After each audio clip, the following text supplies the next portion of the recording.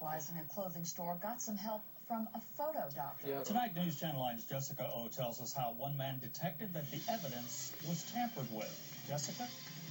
Calvin, Tracy Canas says a man walked into a store asking him to take a closer look at pictures taken from a surveillance video.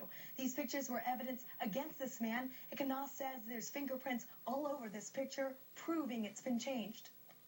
His job is to enhance and repair photos. So when a man came in with a clutch of pictures asking Canas to take a look, he didn't know it would be to aid in someone's defense. He told me these photos had been doctored and wanted to see if I could prove it. His opinion was crucial because these pictures were evidence in a case against Murad Abdelnour.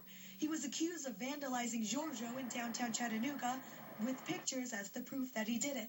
But when Canas studied the photos, he says there were several points to prove these were not the originals. Anyone can put a face on a photo. Check it out. They even put my face on this man's body to see what it would look like.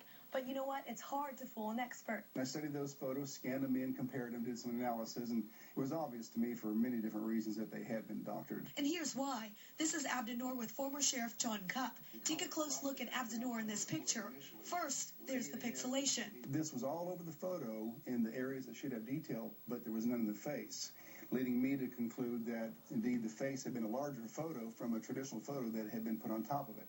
In the photo, the suspect is holding an umbrella. The doctored image shows otherwise. There is no umbrella shape in front of his face. In fact, there is a face there now where there was no face originally.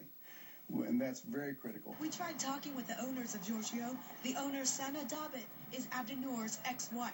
I do not want to be on camera because this is what he wants. But she does tell us that if anyone did doctor the photos, it's Abdelnour. She says she and her family are just ready to move on.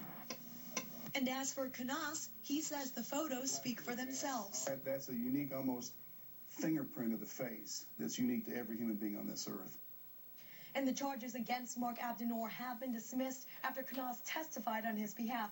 And investigators say there's no proof who doctored the photos. Back to you.